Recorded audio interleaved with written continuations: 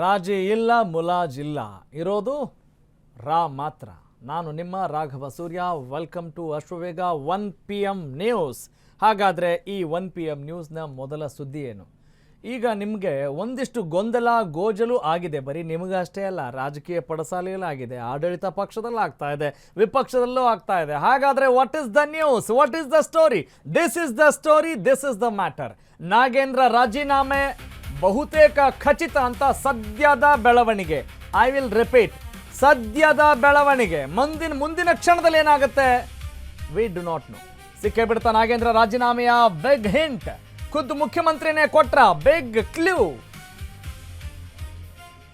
ಇನ್ನೆರಡು ದಿನಗಳಲ್ಲಿ ನಾಗೇಂದ್ರ ರಾಜೀನಾಮೆ ಸಾಧ್ಯತೆ ಎಷ್ಟರ ಮಟ್ಟಿಗಿದೆ? ಈ ರೀತಿಯಾದಂಥ ಚರ್ಚೆ ಸದ್ಯಕ್ಕೆ ಹರಿದಾಡ್ತಾ ಇದೆ.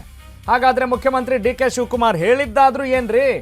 ಆ ಒಂದು ಪ್ರಶ್ನೆ, ಅದಕ್ಕೆ ಪೂರಕವಾದಂತಹ ಒಂದು big development story only on Ashwavega. Exclusive story.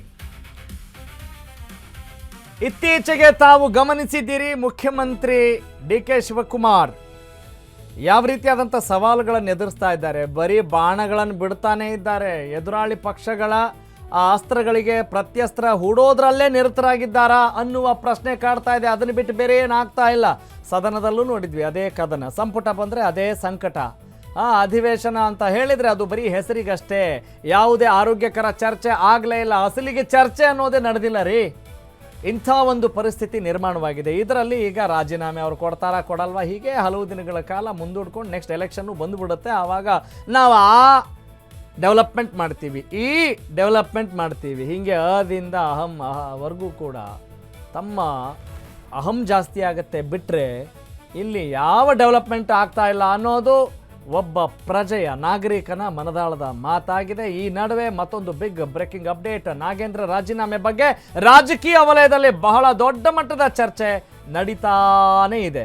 ನಡೆದಿತ್ತು, ನಡೀತಾ ಇದೆ, ಮುಂದೆ ನಡೆಯಲಿದೆಯಾ ಅನ್ನುವ ಪ್ರಶ್ನೆ ಕೂಡ ಉದ್ಭವಿಸ್ತಾ ಇದೆ. ನಾಗೇಂದ್ರ ರಾಜೀನಾಮೆ ಬಗ್ಗೆ ರಾಜಕೀಯ ವಲಯದಲ್ಲಿ ಚರ್ಚೆ ಮೇಲೆ ಚರ್ಚೆ. ಈ ಹೊತ್ತಲ್ಲಿ ಬಿಗ್ ಸ್ಟೇಟ್ಮೆಂಟ್ ಕೊಟ್ಟಿದ್ದಾರೆ ಮುಖ್ಯಮಂತ್ರಿ DK Shivakumar. What is that statement then? Nagendra ರಾಜೀನಾಮೆ ಬಗ್ಗೆ ಮುಖ್ಯಮಂತ್ರಿ DK ಶಿವಕುಮಾರ್ ಪರೋಕ್ಷ ಸುಳಿವೇನಾದರೂ ಕೊಟ್ರ? ನಮ್ಮ ಶಾಸಕರು, ಸಚಿವರು ಶಿಸ್ತಿನ ಸಿಪಾಯಿಗಳು ಅಂತ DK ಶಿವಕುಮಾರ್ ಹೇಳ್ತಾ ಇದ್ದಾರೆ. ಅಂದ್ರೆ ಹೇಳ್ದಂಗೆ ಕೇಳ್ತಾರೆ ಅಂತನಾ, ಅಥವಾ ರಾಜೀನಾಮೆಗೆ ರೆಡಿಯಾಗಿ ಅಂತ ಹೇಳ್ತಾ ಇದ್ದಾರಾ? What might be the reason? MLA, minister, ಕಾರ್ಯಕರ್ತರು ಎಲ್ಲ ಡಿಸಿಪ್ಲಿನ್ ಇಂದ ಇದ್ದಾರೆ. Okay, so what? ಶಿಸ್ತಿನ ಸಿಪಾಯಿಗಳು ಹೇಳಿದಂತೆ ಕೇಳ್ತಾರೆ ಅಂತ ಮುಖ್ಯಮಂತ್ರಿ DK ಶಿವಕುಮಾರ್ ಹೇಳ್ತಾ ಇದ್ದಾರೆ.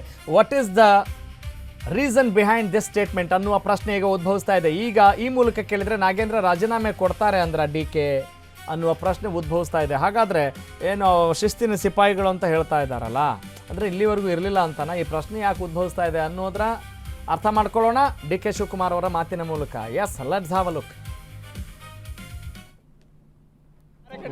ಇರ್ಬೋದು, ನಮ್ಮ ಪಕ್ಷದಲ್ಲಿ ಯಾರು ಶಾಸಕರು, ಮಂತ್ರಿ ಇರ್ಬೋದು, ಎಲ್ಲರೂ ಕೂಡ ಪಕ್ಷದ ಶಿಸ್ತಿನ ಸಿಪಾಯಿಗಳು.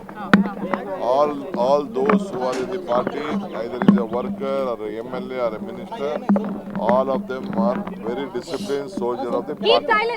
ನಮ್ಮ ಪಕ್ಷದಲ್ಲಿ ಯಾರು ಶಾಸಕರು, ಮಂತ್ರಿ ಇರ್ಬೋದು, ಎಲ್ಲರೂ ಕೂಡ ಪಕ್ಷದ ಶಿಸ್ತಿನ ಸಿಪಾಯಿಗಳು. All those who are in the party, either is a worker or MLA or a minister, all of them are very discipline soldier of the party. ನಮ್ಮ ಪಕ್ಷದಲ್ಲಿ ಯಾರು ಶಾಸಕರು, ಮಂತ್ರಿ ಇರ್ಬೋದು, ಎಲ್ಲರೂ ಕೂಡ ಪಕ್ಷದ ಶಿಸ್ತಿನ ಸಿಪಾಯಿಗಳು. All those who are in the party, either is a worker or MLA or a minister, all of them are very discipline